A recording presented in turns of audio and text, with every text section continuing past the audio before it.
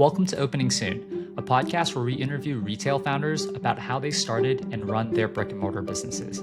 I'm your host, Alan Lee. I run Signs and Mirrors, where we make beautiful signs and furniture for retail stores. I also help run PhotoLab, a self-portrait studio with locations in New York City and Houston. Today's guest, Sam Score, is the founder of Bodhe, a work and social club based in San Diego, California. Sam runs 2 locations in La Jolla, has a full-time tech sales job, and is a part-time content creator. We dive into why Sam opened her first location, how much it costs, and the number of members she currently has. Sam's story is one of boldness, hustle, and a little bit of serendipity. Hi, Samantha. Welcome to the Opening Soon podcast. We're really excited to have you here today. Hi, thank you so much. I am really excited to be here as well.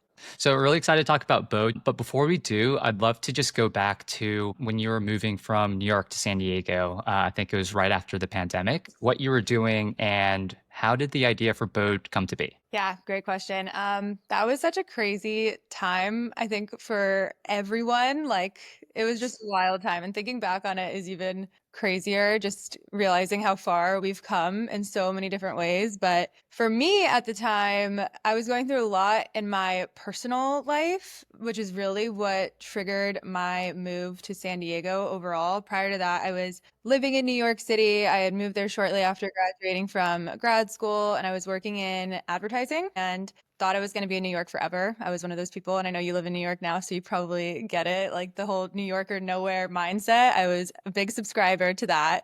I love New York, but I love San Diego too. I grew up there as well. Yeah, they're completely different places and there's such beauty in each of them in completely different ways. Anyway, so during the pandemic, I ended up moving to Florida to stay with my family, got laid off from my corporate job. I was kind of in this place of like, okay, what do I do with my life? While that was all happening, I was also in a relationship at the time, ended up getting engaged, ended up ending that engagement. It was like this really tumultuous time for me. And my plan was to always move back to the city. And my job at the time was asking me to move back to the city. But before I did that, I kind of like had this urge to go to California and kind of like be on my own and try to rediscover myself a little bit, or for the first time, if you will, and found myself in San Diego, having never really been there before in my entire life, knowing nobody there. I, through the power of social media, which is just so crazy to think about, was able to connect with somebody who I went to high school with, hadn't spoken to her in like maybe 8 years. Wow. She posted a story at the same time on Instagram at the same time that I was looking for like places to live in LA. I was kind of just like trying to get a feel for where I could go for a couple of months and do these long-term rentals, spend some time by myself while I was looking for a place in New York City. Yeah. And she posted a story and was basically like, hey, looking for a roommate in this house that I just bought in La Jolla. And I immediately responded and I was like, I know we haven't talked in 8 years, but hey, like I'd love to come move in. Fast forward, she's now my best friend. Like long story short, once I got to San Diego, I just like could not leave. I felt so grounded. I felt so much more myself. And I was making this incredible community here that I had never experienced before. And through that, it really made me realize the impact that community has in so many different aspects of your life. And I really understood that because I knew what it was like to not have one. And so that's really where I think Bodhe started originating before I even knew it at the time, because I was new to this city in San Diego and it's so different from New York, right? Like community wise and professionally, right? Like it's just not as, I guess, like clean cut from a professional standpoint as New York was. Like I didn't really know where to start from a networking perspective. And so I started using social media to try to build like an in-person community in San Diego, meet new people, make new friends. I started facilitating and hosting different events all around the city, really with this big emphasis around how do we connect young women who have recently moved to San Diego and are looking to make friends, they're looking to experience the city. A lot of us were working from home and didn't have coworkers to lean on or an immediate friend group to kind of help get us out of our houses and go experience everything that the city has to offer. And so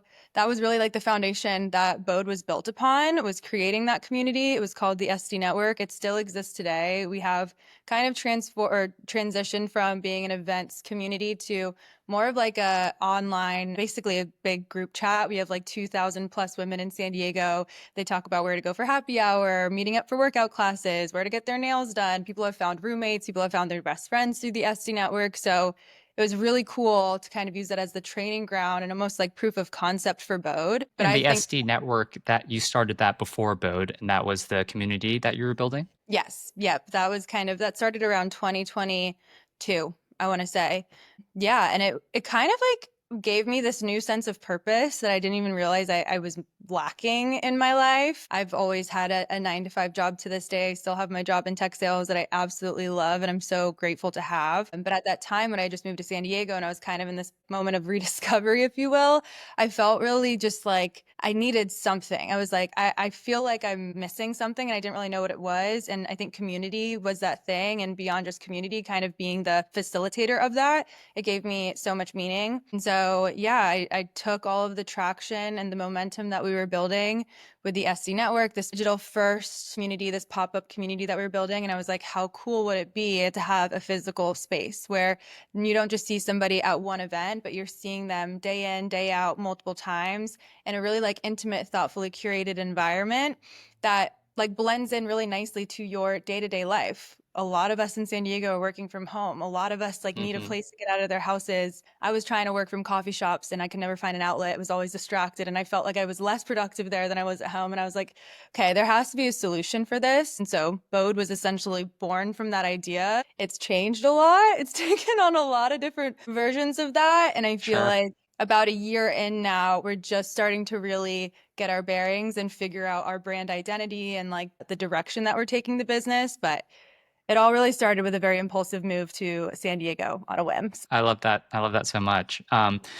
It makes a lot of sense. You're moving to San Diego, didn't have a community here, wanted to find one, and decided to do it yourself. What were some of the first events that you held, and how did you get the word out, given that you didn't really have any connections or even friends here? Yeah, I will never forget the first event for the SD Network. It was a picnic, like in the park at Calumet Park in Bird Rock. If you're, I know you're local to San Diego, so maybe you'll be familiar with it. Uh-huh. But yeah, I posted this video on a whim. I was posting on TikTok at the time, and I had like a very small following, but it was all about everything I was posting about was just, different things to do in San Diego, posting videos of me and the friends that I have made. And I was building this community that was kind of seeing my content and they were like, hey, like, I want this. How did you make friends in San Diego? I wish I was doing these types of things with my friends. And somebody had messaged me on TikTok saying, hey, I just moved here. I found your content. Would love to get coffee together sometime. And I was like, okay, like, I've never done that, but like, sure, like, let me go like meet this stranger for coffee. And we had such a lovely conversation and I really connected with her. Just it kind of made me realize that everyone is in the same place. We all want friends, we all want community. We don't really know where to start. And I was like, I might as well leverage this community that I'm seemingly building and try to bring them some sort of real tangible value, which is connection and community. So I posted a video after that coffee date that afternoon, very randomly, and was like, hey, just had this great experience. Anybody else in San Diego in the same boat want to get together for an event, let me know. I'll set it up, I'll plan it, I'll put us all together in a group chat, and then we can go from there. And that was essentially what happened. The video got a lot of traction. I think at our first event, we had maybe like 40, 50 girls like all coming together to sit in the park and just talk and hang out. Coolest thing about that I will never forget to this day. Like I think like 10 of the girls that came to that first event are now still to this day. And this was maybe like 3 years ago now. All like best friends have gone on each other's like bachelorette parties. Some of them are roommates and they would have never met had it been for that moment. And just like that random video that I had posted, right? And the execution, if you will, which is what I always tell people. It's like, okay, it's one thing to have an idea. It's another thing to execute it. Like nothing gets done if it doesn't get done. That moment was just such like a turning point, not only in my life, but in so many other people's lives, which to me is like the real win in all of this is being able to see like things actually like change people's lives in some ways. So yeah, it was a pop-up little like picnic in the park. I went and bought some wine and like a cheese board. I was like, I don't know, like I'll just have some stuff for people just for showing up. And then from there we did like pottery classes. We did plenty of happy hours. We would do workout classes. Slowly but surely, different brands and businesses in San Diego started reaching out because they were seeing our events and how many girls were coming. And they were like, okay, how do we get involved with this? And so that led to us working with a lot of businesses in the community that just wanted to be a part of it. Yeah, because I know myself included, we always have a lot of ideas and things that we want to do, but sometimes the execution can be really scary. And especially for community building events, it's like, is anyone going to show up to my Yeah. first event if I put it out there? Like, was that scary at all? Or have you just done this before? No, no, no. Never done it before. I was very scared and I felt very like a little insecure about it, you know, and a little bit embarrassed, I think, too. Anybody who posts on social media or even anybody who's like opening up a business or going after some sort of idea, it's very vulnerable because you're really putting yourself out there and you're putting yourself out there to be criticized, to be made fun of. Like that is like a big mental hurdle that you kind of have to get over in the beginning days because yeah, it's just a natural insecurity. So I remember feeling that way, but I also had this mindset where I was like, two people show up, like that's still a win. Like I kind of went in not knowing what I wanted from it or what it would end up becoming. So yeah, but it was definitely scary. That makes sense. Okay, so the ball started rolling, you got a community going, you're working with businesses and decide to open your first brick and mortar location. And that's called the Lounge, which is pretty close to La Jolla Cove. And I believe it was 275 square feet. Walk me through the thought process behind how you decided on the location, how you navigated negotiating commercial leases, dealing with landlords, designing the space, who else was helping, how did it come together? So I think the first thing that I will say, at least for me, everybody's different, but in my experience with opening this first location, there was so much power in what I did not know. Because I didn't know so much, I think I had like the guts to really go for it. Because I kind of like, you want to know enough, but you don't want to know too much. Because if you know all the details, all the nuance of working with a commercial real estate, like landlord property, all of the stuff that goes into doing a renovation, like even getting permits for signage, getting like all, like everything that goes into it, you would probably be too afraid to start. So I think the Yeah. biggest thing I had working in my favor was how much I didn't know. Also, I've always been a person that just really acts and moves based on like feeling and instinct and like almost like serendipity in a sense. And so the way that I came upon the space was very organic. It was a space that I had gone to multiple times, a local esthetician that I'd worked with since I had just moved to San Diego when I was going through that big relationship issue. Like when I called off my Hmm. engagement, my skin was going crazy. I was having this crazy hormonal breakout. Long story short, I found this esthetician and she became one of my like dear friends and mentors of mine from a business perspective. So she was in the space before I was, and we'd always sit there during my treatments and I'd tell her my ideas and everything that I wanted to do, and we had collaborated on events with the SD network. She was leaving that space to go to a larger space, and she was like, "Hey, the space is available. It's awesome. You've helped me build this business just as much as like, I've helped you build yours. You should take it." And I just knew the moment that I knew it was like existed, I was like, I'm gonna do it. Now I have no choice. I was like, okay, I love that. I have to go for it. Yeah, so it was truly just an impulsive decision. I signed the lease without ever even like walking through it with a real estate agent, the landlord team, whatever. Like it was just essentially sight unseen. I knew nothing. I did not negotiate. I did not do anything that I should have done the first time. It was all vibes. I was like, yep, let's do it. Who cares if it works out or not? We're just gonna give it a go. But thank God I did because it's been so awesome ever since. But yeah, I had no idea what I was doing. To this day, I don't know what I'm doing. I also had no idea what I was doing when we got our first commercial lease Yeah. location where I didn't know what TI was, wasn't familiar with abatement. I didn't know what the standards were. And I don't know, I think sometimes you just need to take the leap and be bold and Yeah. have confidence that it'll work out. And it obviously seems to have for you here. For sure. I totally agree. Like, and I also think I had told myself I truly didn't care if it didn't in a weird way. Mm, Like, it wasn't about making money for me. It wasn't about it being like a huge success. That wasn't the mindset that I went into it with. It was truly this, like, I want to see if I can do this. Like, I believe in this idea. I want to go through the process. I want to learn. And I kind of had like let go of how it would be perceived by other people because that wasn't in my control. I was like, I'm yeah. gonna do this because it's something that I wanna do and learn and just like challenge myself. That was the win for it. Just opening up the doors. Like when we finally opened after doing this renovation, I was like,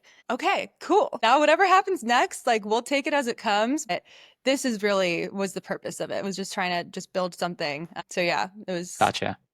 it was And intense. for the space and opening it up, were these from your personal savings? Did you get some money from family and friends? How did you get the money to open it? How much did it cost to renovate and do everything to get it to what you wanted it to be? Yeah, a lot of money, which is crazy for how small it is. But it's similar to what you were saying. Like, I didn't know anything about abatement periods. I didn't know anything about TI, tenant improvement at the time. I didn't ask for any of that. So I was in no abatement. I was paying rent the moment that I signed the lease, as well as like a pretty sizable deposit. And it had a lot of work that needed to be done, more than I'd originally anticipated, because when I had seen it as my friend who had already like had it set up for her space, I was like, oh, this is like good and ready to go. I had Yeah. no idea that we needed to rip out all the floors. I had no idea that we needed to redo some plumbing. I had no idea everything that was going to go into it. And I had no idea or sense of what that would actually cost in doing it. Right. So, long-winded way of saying I didn't really like know how to plan for it from a financial perspective, but I had personal savings that I knew I would be able to tap into. Hmm. Again, I think, how old was I when I opened Bode? I was 28. I was 28 when I opened the first one.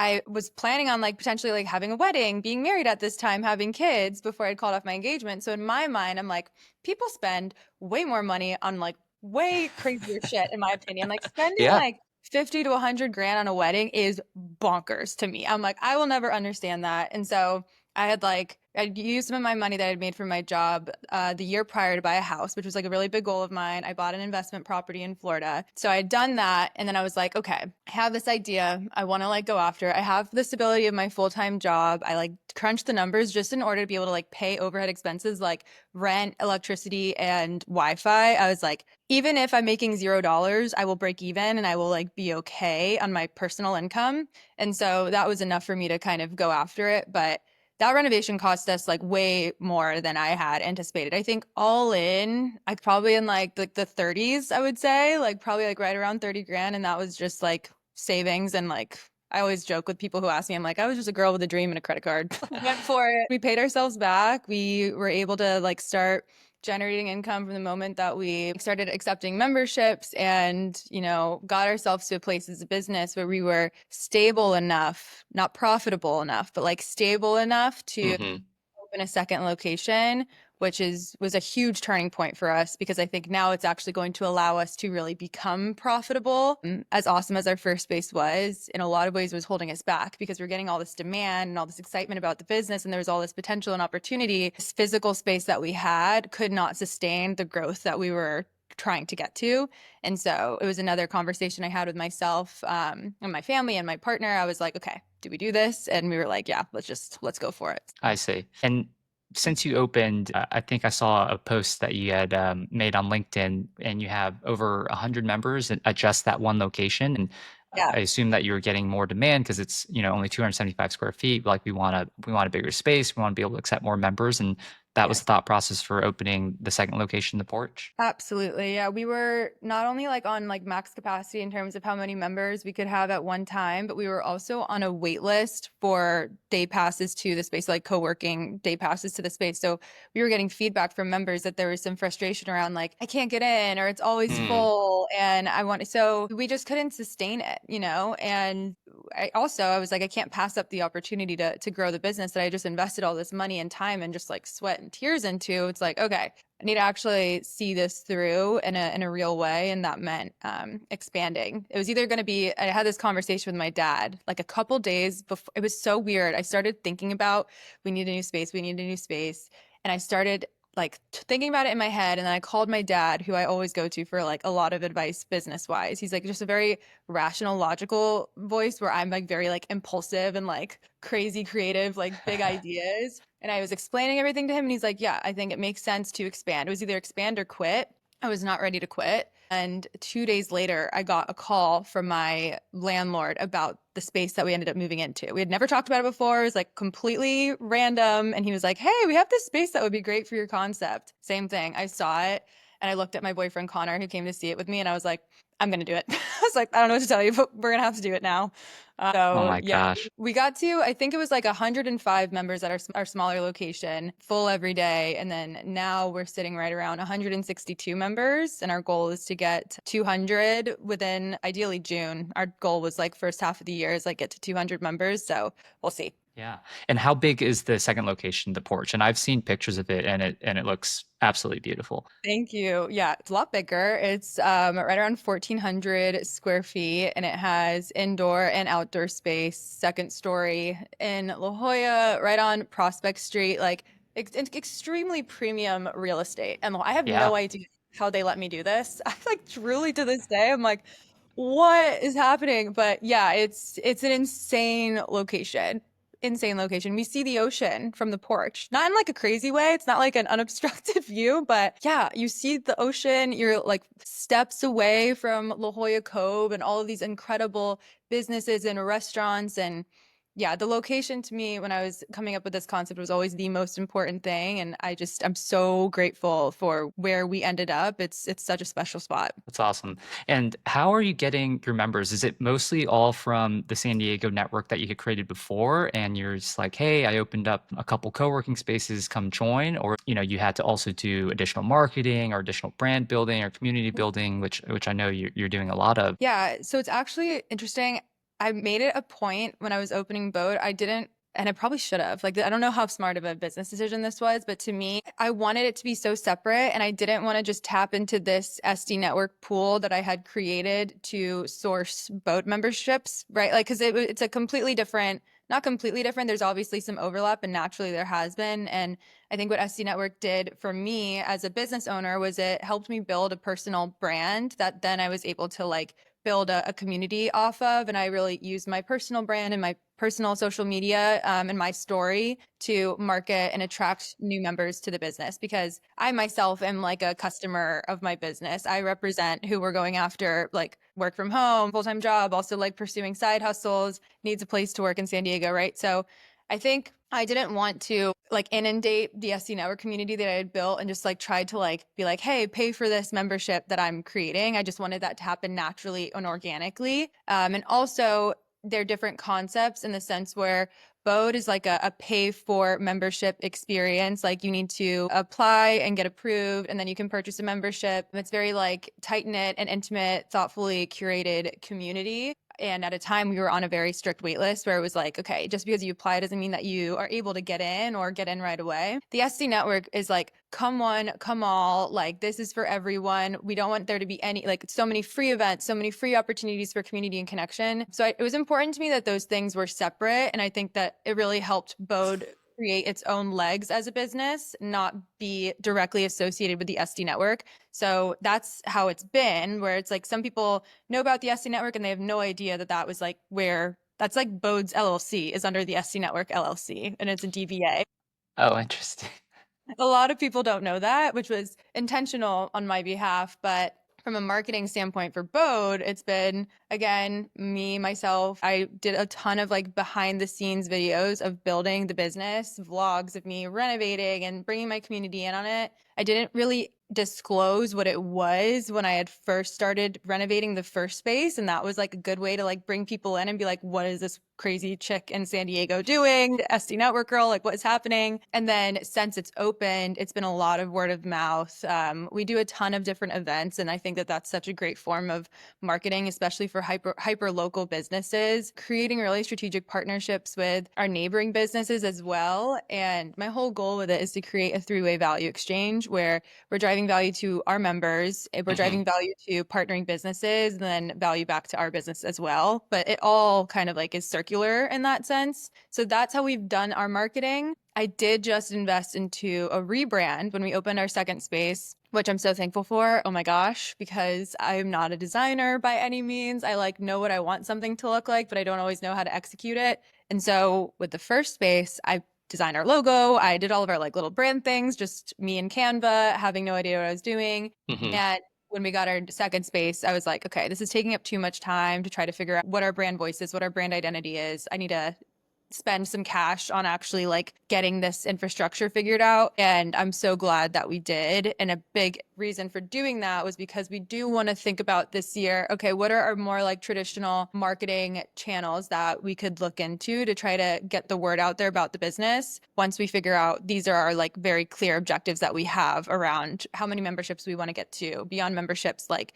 how are we driving revenue around private event and office rentals? How are we driving revenue for small team memberships, right? But I didn't want to do any of that too soon until I really knew, okay, this is like the specific function that we need these channels to drive for us. Yeah. And then when you say invest in infrastructure, does that mean you helped hire an agency or someone to help with your branding and your brand guidelines? Is that what that means? Yeah, I hired a independent designer. Her name is Madison. She goes by Wooters Design on Instagram. She is phenomenal and like she's done such incredible work. So that's kind of how I found her. But she just handles every business that she works with such like love and care and like understanding. Like I truly felt like she was a partner in the whole design process the whole time. And as a founder, it was so cool because we had so many in-depth conversations about my vision for the business and who is our ideal customer and where do we want to be in 10 years. And so just like even going through that story with her and then knowing that that story was all infused into how the brand now looks and feels and is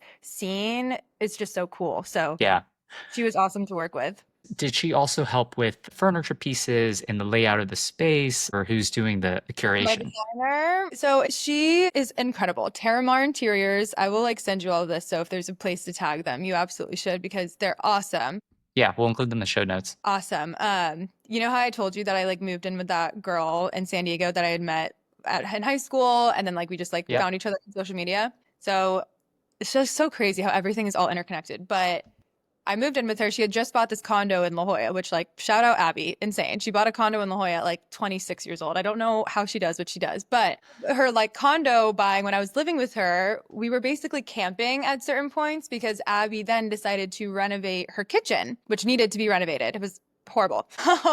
She ended up working with this designer. Her name is Katie. And I met Katie during the renovation. I was always around, and it was just like so beautiful. The end product is gorgeous. So I got exposed to Katie's work then. And when I was opening the first location of Bode, again, in my mind, I was like, oh, it doesn't need much, but I want it to be very beautiful and thoughtful and curated. If I'm going to ask people to pay a certain amount for membership, it needs to be like very intentionally designed. I know my strengths, my weaknesses, like interior design, not always one of them. Again, I know I want something to look, but the Yeah. execution, I can't always make the right decisions. And so it felt really meaningful to me to work with Katie for the Bode design because I was like, hey, like, I call it Bon Air. My friend's house where I lived was like such a special place to me that like changed my life and where all of these things really started. I'd love for you to come and help me design this space. So long story short, she did. She helped us with the first space. We got such incredible feedback. I brought her in for our second renovation as well.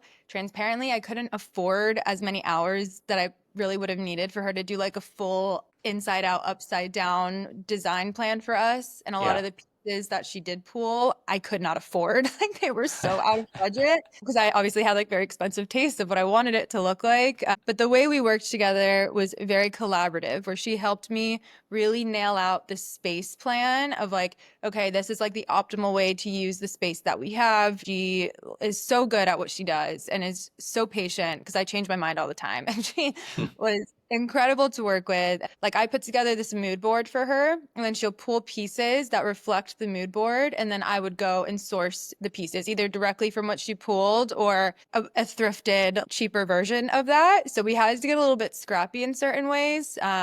But the end result I'm so proud of. And we also worked with some local artists, which was like a new initiative that I wanted to bring into the space. So we have an incredible artist. His name is Parker Heath. He just got put into Restoration Hardware. Also, like his work is now like he has Wow. like this crazy collaboration with him. So I'm like, oh my gosh, that's awesome.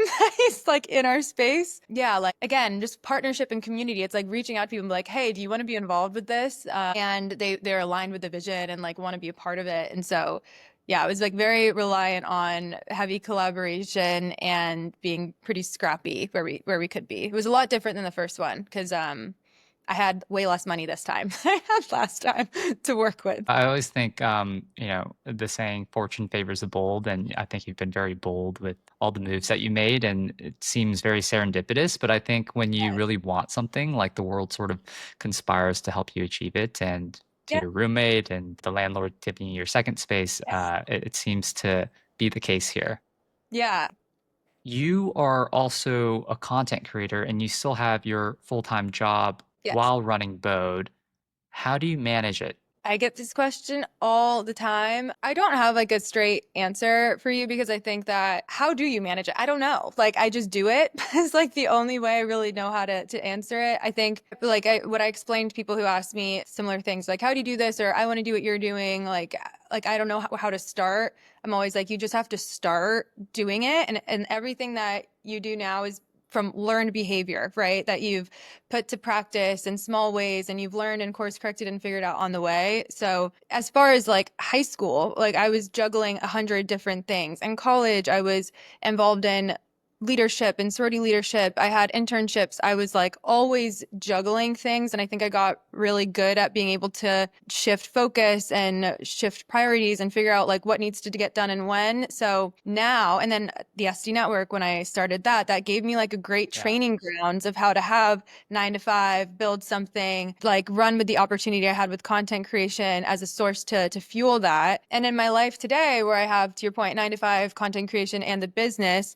they all are interconnected and they all kind of flow together. Like before I hopped on this interview, I was filling out my one-on-one doc for my meeting with my boss later this afternoon and woke up at 5 a.m. this morning to make sure that I had time to get a Pilates class in. And I'm filming a day in the life video right now that I'm going to post on TikTok probably tomorrow, you know? So it's like, it's all interconnected. There's not a good answer because there's not Yeah. like, I can't be like, oh, make a list and check things off your list. It's like, I don't make a list every day. I just kind of like through learned behavior have figured out how to do it. And I just don't make excuses for myself. I think that it's so easy to be like I'm too busy or whatever. It's like you can do a lot of things. Yes, you have to make sacrifices, but those are sacrifices that I'm happy to make because I love my 9 to 5 job. I'm so grateful for it. And I love my business so much. It doesn't feel like work right now because I'm fortunate that I get to do this. And content creation, I love feeling creative. I love to share. And I know that it's important for me to do that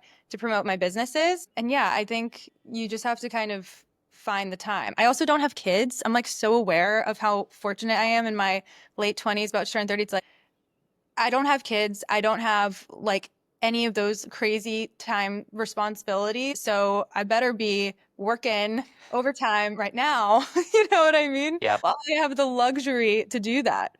And it's just fun. I have a good time. Everything I do, I make sure it's fun. If it's not fun, I'm not going to do it. So I make sure that I'm having a good time and then I'll be motivated to do more of it. For people who are interested in brick and mortar, what trends are you seeing having worked on Bode, or what would you be working on if it wasn't for Bode?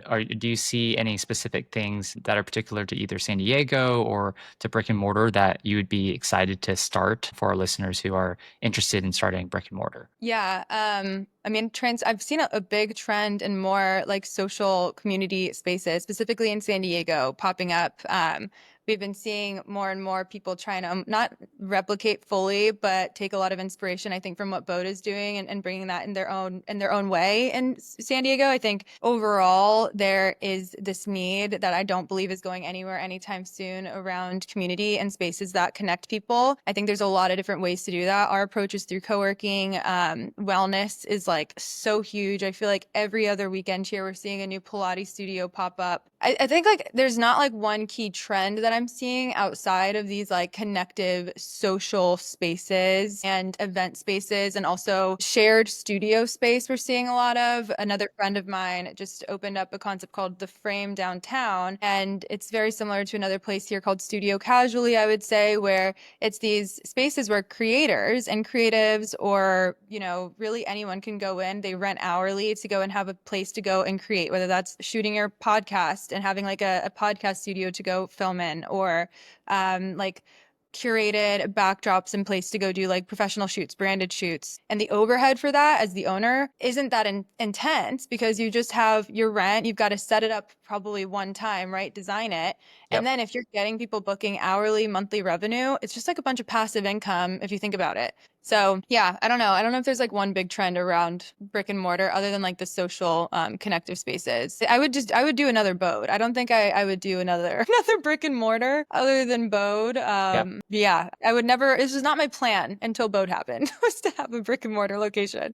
And I know the goal is to grow Bode throughout this year and next, but have you thought about what this potentially looks like in the next 3, 4, 5 years and where you want it to ultimately get to? Yeah, I have and I haven't because I really like to stay like in the present moment and not, I don't know. It's evolving so much. We're such a new business that I'm not attached to one specific thing that I need it to get to in order for it to be successful, or like I'm not chasing like we need to franchise and that's the big goal. I'm kind of like evolving with the business on my as the founder of it and the owner of it, and evolving it based on the response that we're getting essentially and what people Hmm. want and what works for us. We have gotten so much interest around getting bodes in other communities, not even just in San Diego, but other states, like entirely different markets. I think a big goal would be to open a third location in a different neighborhood. So we have 2 locations in La Jolla right now. Does it make sense to move this concept up to like the OC somewhere, right? So